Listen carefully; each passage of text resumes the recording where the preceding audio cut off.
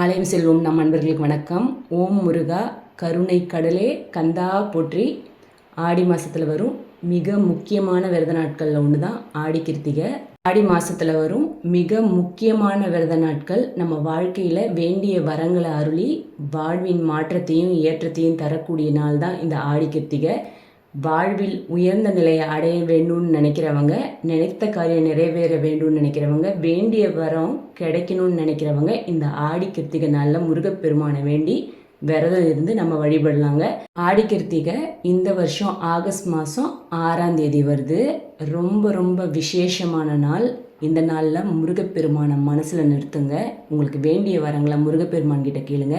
நிறைய முருகன் கோயில் போங்க, விரதம் இருங்க. விரதம் இருந்து முருகப்பெருமான் கிட்ட உங்களுக்கு வேண்டிய வரத்தை வாங்கிக்கோங்க. பொதுவாகவே முருகப்பெருமானுக்குரிய மிக முக்கியமான விரதத்தில் ஒன்று தான் இந்த கார்த்திகை விரதம். வாழ்க்கையில் உயர்ந்த பதவி அல்லது உயர்ந்த நிலையை அடையணும், குடும்பத்தில் நமக்கு சந்தோஷம் இருக்கணும், ஐஸ்வர்யம் இருக்கணும், நம்ம மனைவி மக்கள் எல்லாம் நம்ம பேச்சை கேட்கணுன்றவங்க இந்த கிருத்திகை நட்சத்திரத்தில் முருகப்பெருமான விரதம் இருந்து வழிபடலாம். உயர் பதவின்னு சொல்கிறது வேலைக்கான பதவி மட்டும், வேலைக்கான பதவி உயர்வு மட்டும் கிடையாதுங்க. திருமணம், குழந்தை வரம், வேலை, நோய் தீர வேணும், இந்த மாதிரி எல்லாமே உயர் பதவி தான்.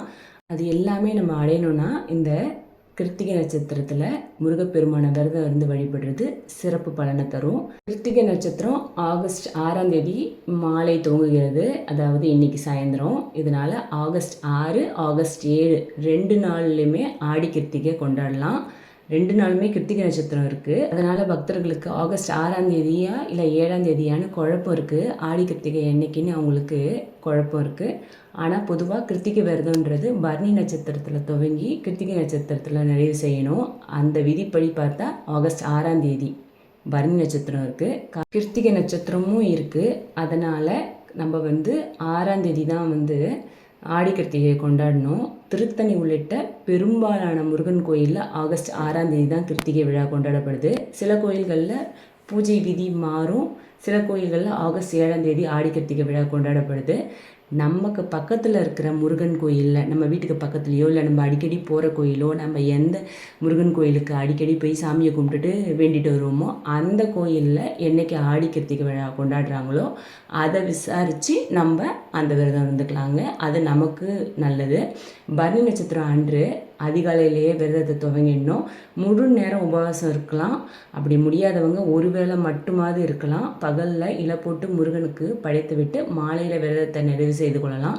முடியாதவங்க அருகில் இருக்கும் முருகன் கோயிலுக்கு சென்று வழிபட்டு முருகனுக்கு நடைபெறும் அபிஷேகத்திற்கு பால் வாங்கி கொடுக்கலாம். கோயிலில் கூட்டம் அதிகமாக இருக்கும், அதனால் அங்கே போக முடியல அப்படின்னு நினைக்கிறவங்க வீட்டில் முருகப்பெருமானோட விக்கிரகம் இல்லைனா வேல் வச்சுருந்தீங்கன்னா அதுக்கு பால் அபிஷேகம் செஞ்சு நம்ம வழிபடலாங்க. விக்கிரகமோ இல்லை வேடோ இல்லாதவங்க முருகனுக்கு பால், தேன், தினைமாவு ஆகியவற்றை நெய்வேத்தியமாக படைத்து வழிபடலாம். எதுவுமே முடியாதவங்க வெற்றிலை பாக்கு, வாழைப்பழம் மட்டும் கூட வச்சு வழிபடலாங்க. நம்ம மனசு தான் எல்லாத்துக்கும் காரணம். நம்ம எப்படி வணங்கினாலும் முழு பக்தியோடு வணங்கணுன்னா முருகப்பெருமான் நமக்கு அருள் பண்ணுவார். என்னென்ன மந்திரம் படிக்கணும்னு சொல்கிறேன். வீட்டில் ஷட்கோண கோலமிட்டு அதில் 6 அகல் விளக்கு ஏற்றி நெய் தீபம் ஏற்றி வழிபடலாம். காலை மாலை இருவேளையும் ஷட்கோண தீபம் ஏற்றுவது சிறப்பான பலனை தரும். வீட்டில் விளக்கேற்றி வச்சுட்டு முருகனுக்குரிய கந்த அலங்காரம், கந்தர் அனுபூதி, கந்தர் அந்தாதி, திருப்புகழ், இதில் எந்த பாட்டு உங்களுக்கு தெரியுமோ இல்லை எந்த பாட்டு உங்களுக்கு அடிக்கடி படித்து பரிச்சயமோ இல்லை உங்களுக்கு எது பிடிக்குமோ நீங்கள் பாடலாங்க. ஏதாவது குறிப்பிட்ட வேண்டுதலை முன் வச்சு அந்த வேண்டுதல் நிறைவேறணும்னு நீங்கள் விரதம் இருக்கிறவங்க அந்த வேண்டுதலுக்குரிய ஏற்ற திருப்புகழை படிக்கிறது ரொம்ப சிறப்பான பலன் தரும். உங்களுக்கு ஏதாவது அன்னதானம் கொடுக்கணும் இல்லை ஏதாவது உங்களுக்கு அடுத்தவங்களுக்கு செய்யணும்னு நினைக்கிறவங்க நீங்கள் இந்த ஆடி கிருத்திகையில் செய்யலாம். ரொம்ப சிறப்பான பலனை தரும். நீங்கள் நிறைய கோயில்கள் போங்க, கோயிலுக்கு போய் நிறைய முருகன் கோயில் போங்க. இந்த ஆடி கிருத்திகையில் உங்களால் எத்தனை முருகன் கோயில் போக முடியுமோ அத்தனை முருகன் கோயில் போங்க. எல்லா கோயிலுமே சிறப்பாக இருக்கும். எல்லா கோயில்லையும் சுவாமிக்கு நல்ல அலங்காரம், அபிஷேகம் பண்ணுவாங்க.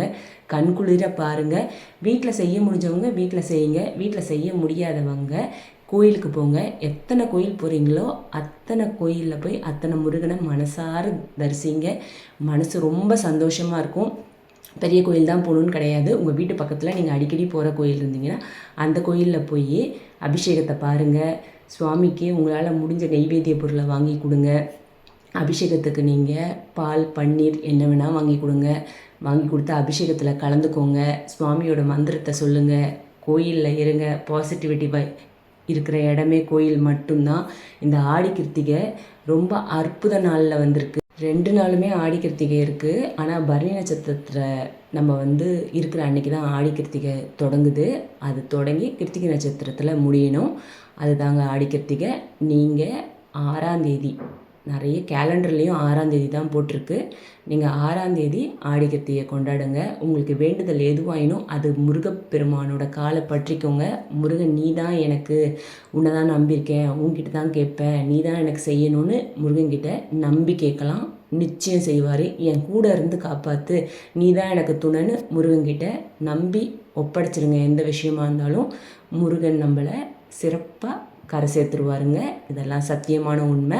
உங்களுக்கு எந்த கோயில் போகணுமோ அந்த கோயில் போயிட்டு வாங்க. மனசார அடுத்தவங்களுக்கு நல்லது செய்யுங்க. இந்த நாளில் நிறைய தானம் பண்ணுங்கள். அன்னதானம் பண்ணுறது சிறப்பான பலனை தரும். நீங்கள் வீட்டில் விரதம் இருந்து நீங்கள் வீட்டில் சாமி கும்பிட போகிறீங்கன்னா உங்களால் முடிஞ்ச நெய்வேத்திய பொருளை பண்ணி சாமி கும்பிடுங்க. அப்படி இல்லைன்னா வெறும் வெற்றிலை பாக்கு வச்சு கூட நீங்கள் முருகனை வழிபடலாங்க. இந்த பதிவில் நிறைய முருகன் கோயில் காட்டியிருக்கோம், அறுபடை வீடு காட்டியிருக்கோம். எல்லாமே முழுமையாக பாருங்கள். முருகனோட அருளை நம்ம எல்லோருக்கும் வேணும். முருகனோட காலை பற்றிக்கிட்டு உங்களுக்கு என்ன வேணுன்றதை முருகன்கிட்ட கேளுங்க. மனசார கேளுங்க. உங்களோட குறைகளை முருகன்கிட்ட சொல்லுங்கள். அதுக்கான தீர்வை முருகன் தருவார். நோய்பட்டிருந்தாலோ, தீராத நோயோ, மனசு கவலையோ, கஷ்டமோ, இல்லை குடும்ப ஐஸ்வர்யத்துக்காகவோ, கண் திருஷ்டி இருக்கோ, தொழில் வியாபாரத்தில் நலிவடைஞ்சிருந்தாலோ, இல்லை உயர் பதவிக்காகவோ, கல்யாணத்துக்காகவோ, வயசாயிடுச்சு, ரொம்ப வயது மூப்பாயிட்டே இருக்குது, திருமணம் கூடி வரல அப்படின்னு நினைக்கிறீங்களா, இல்லை கல்யாணம் ஆகிடுச்சு குழந்தை இல்லைன்னு நினைக்கிறீங்களா, இந்த மாதிரி எந்த பிரச்சனையாக இருந்தாலும் முருகன்கிட்ட வேண்டிக்கோங்க. முருகன் நிச்சயம் நல்ல வழியை காட்டுவாருங்க. முருகன்கிட்ட போய் கேட்டு கிடைக்காததுன்னு எதுவுமே கிடையாது. நீங்கள் சென்னையில் உள்ளவங்களாக இருந்தால் சென்னையில் இருக்க முருகன் கோயில் பாருங்கள். இல்லை நீங்கள் எந்த ஊரில் இருக்கீங்களோ அங்கே இருக்க முருகன் கோயிலை பார்த்துட்டு வாங்க. ஆடி கிருத்திகை அன்றைக்கி நான் நிறைய முருகன் கோயில் போவேங்க. வருஷம் நான் நிறைய கோயில்கள் போவேன். இந்த வருஷமும் போவேன். நீங்கள் நிறைய கோயில் போயிட்டு வாங்க. போயிட்டு வந்தவங்க கமெண்ட்ஸில் சொல்லுங்கள். நீங்கள் இது வரைக்கும் நம்ம சேனலை சப்ஸ்கிரைப் பண்ணலாம், மறக்காமல் சப்ஸ்கிரைப் பண்ணுங்கள். இந்த பதிவு உங்களுக்கு பிடிக்கும்னு நினைக்கிறேன். இந்த பதிவு உங்களுக்கு பிடிச்சிருந்தா உங்கள் ஃப்ரெண்ட்ஸ் அண்ட் ரிலேட்டிவ்க்கு இந்த பதிவை ஷேர் பண்ணுங்கள். நம்ம சேனலை சப்போர்ட் பண்ணுங்கள். நம்ம இறைவனை நோக்கி 2 அடி எடுத்து வச்சோன்னு வச்சுக்கோங்களேன், இறைவன் நம்மளை நோக்கி 10 அடி எடுத்து வைப்பாங்க. நீங்கள் கோயில் போக போக உங்களுக்கே புரியும். ஏன்னா உங்கள் வாழ்க்கையில் நடக்கிற மாற்றத்தை நீங்களே உணர்வீங்க. சுவாமிக்கிட்ட மனசார முழு நம்பிக்கையோடு வேண்டுங்க. அப்போது முருகன் நமக்கு எல்லாத்துலேயுமே நல்லது தான் செய்வார். என்னோடய அனுபவத்தை தான் நான் உங்ககிட்ட ஷேர் பண்ணுறேன். உங்களுக்கு எது வேணாலும் முழு பக்தியோட கடவுள்கிட்ட கேளுங்க. கடவுள் நிச்சயம் நமக்கு எல்லா நலமும் வளமும் தருவார். நன்றி, வணக்கம்.